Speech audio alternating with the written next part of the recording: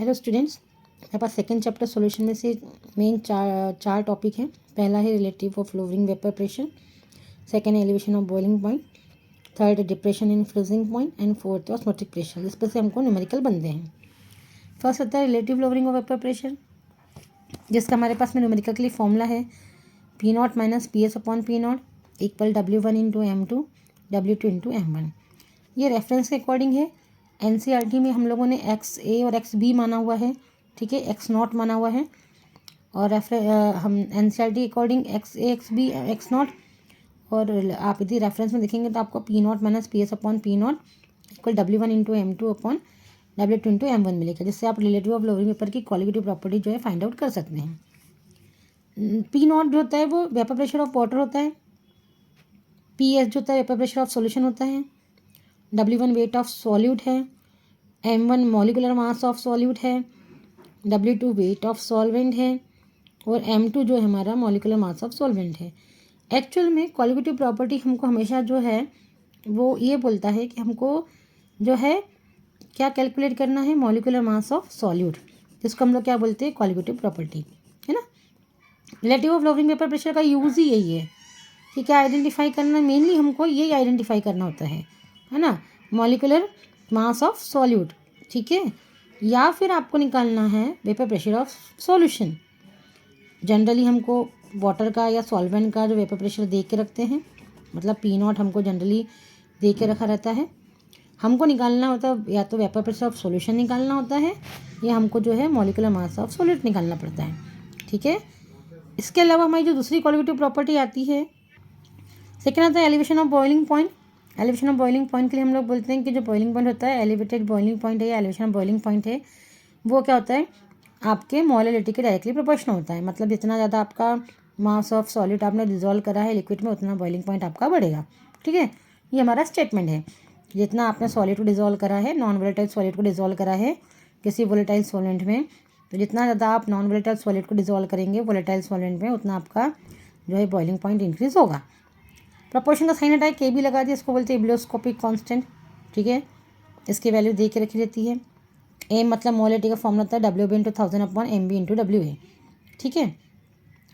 WB क्या है, weight of solute, MB क्या है, molecular mass of solute, WA जो है weight of solvent, wait of solute, molecular mass of solute and wait of solvent. अब हम लोगों ने क्या करा, M की वैल्यू को पुट कर दी, delta TB equal KB into WB into 1000 upon MB into WA। यदि हमको एलिवेशन ऑफ बॉइलिंग पॉइंट निकालना है ना, तो हमको ये फॉर्मूले को यूज़ करना है। और यदि हमको क्वालिटेटिव प्रॉपर्टी डैट में से मॉलिकुलर मास निकालना है, इसको बाहर लेके आ जाओ, MB बाहर आ गया, डेल्टा भी उस साइड जाएगा, तो फॉर्मूला बनेगा WB into KB into 1000 upon delta TB into WA। आपको मॉलिकुलर मास निकालना है सॉल्यूट का, तो इसको यूज़ कीजिए। MB को बाहर ला के आपको एलिवेशन ऑफ बॉइलिंग पॉइंट लगाना है, तो इसको यूज़ कीजिए। Third main depression of freezing point है। हम लोग बोलते हैं कि यदि आपने जितना नॉन वोलेटाइल सॉलिड को डिजोल्व करा है वोलेटाइल सॉल्वेंट में, उतना फ्रीजिंग पॉइंट आपका क्या होगा, डाउन होगा। देखिए फ्रीजिंग पॉइंट डाउन होता है, बढ़ता नहीं है ना। आपको मालूम है कि 0 पे क्या होता है, आइस में कन्वर्ट होता है। तो आपको यदि फ्रीजिंग पॉइंट को शो करना है तो आपको माइनस में जाना पड़ेगा, क्योंकि फ्रीजिंग पॉइंट माइनस में जाएगा। 0 से बढ़ेगा तो क्या होगा, वो टेम्परेचर इंक्रीज होना कहलाता है। आपको फ्रीजिंग पॉइंट शो करना है तो माइनस में आना पड़ेगा, 0 के नीचे आना पड़ेगा। जितना ज़्यादा सॉलिड को डिजोल्व करोगे, नॉन वोलेटाइल सॉलिड को डिजोल्व करोगे वोलेटाइल सॉल्वेंट में, उतना फ्रीजिंग पॉइंट बढ़ेगा। सेम थिंग है। अब हमने यहाँ पे क्या करना है, प्रपोर्शन का साइन हटाना है ना, इक्वल आएगा, ठीक है।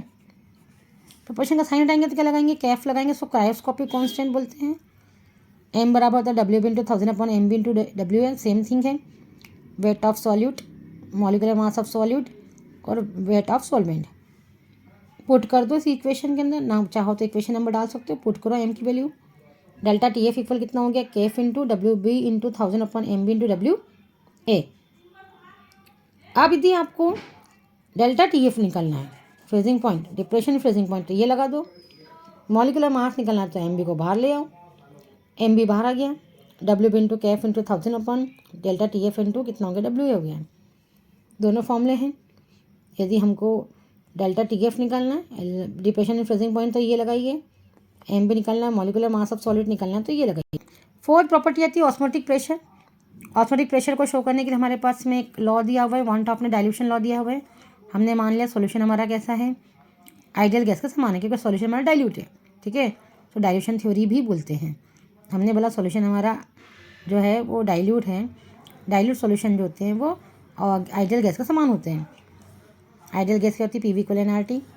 पी की जगह क्या यूज़ करा, पाई करा, क्योंकि ऑस्मोटिक प्रेशर है, पाई से शो करेंगे।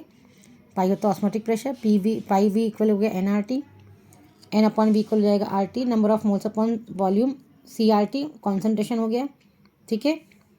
अब हमने यहाँ पे कह रहा फिर से इक्वेशन उठाते हैं, पाई बराबर N V upon R T करा, एन होता है नंबर ऑफ मोल्स अपॉन जो वॉल्यूम हम लोग यहाँ लगाते हैं वेट अपॉन मॉलिकुलर मास, ठीक है। एन की वैल्यू हो गई यहाँ पे मोल्स है, हमने एन की वैल्यू लिख दी, पाई इक्वल हो गया W B upon M B into R T upon V. अब डब्ल्यू बी वही है mass of solute, molecular mass of आपका सॉल्यूट। यदि ऑस्मोटिक प्रेशर लगाना है तो ये फॉर्मूला लगा दो, तो एम बी को बाहर ले आओ। यदि मॉलिकुलर मास आपको क्वालिटेटिव प्रॉपर्टी निकालना है, डब्ल्यू एम बी इक्वल कितना हो जाएगा, डब्ल्यू बी अपॉन पाई, ठीक है, into R T upon V. R constant की वैल्यू रखो 0.0821, ठीक है। टेम्परेचर की रखो यहाँ पे कॉन्स्टेंट अपना 298 कैलोरी इस पर रखनी है। यदि वॉल्यूम रखो, डब्ल्यू भी रखो, पाई रखो, एम भी निकालो, मॉलिक्यूलर मास ऑफ सॉल्यूट निकाल लो यहाँ पे, जो ऑस्मोटिक आपका प्रेशर का क्वालिटेटिव प्रॉपर्टी फाइंड करके देगा। और ऑस्मोटिक प्रेशर लगाना है निकालना है तो इस फॉर्मूले को लगा दो, दोनों फॉर्मूले आपके पास में, ठीक है। इस तरीके से आपके सॉल्यूशन के जो 4 मेन क्वेश्चन है क्वालिटेटिव प्रॉपर्टी के, वो चारों यहाँ पे क्वेश्चन कंप्लीट होते हैं। चैनल को लाइक कीजिए, सब्सक्राइब कीजिए आगे, और इसको जो है हम फुल वीडियो में फिर बना के डालेंगे।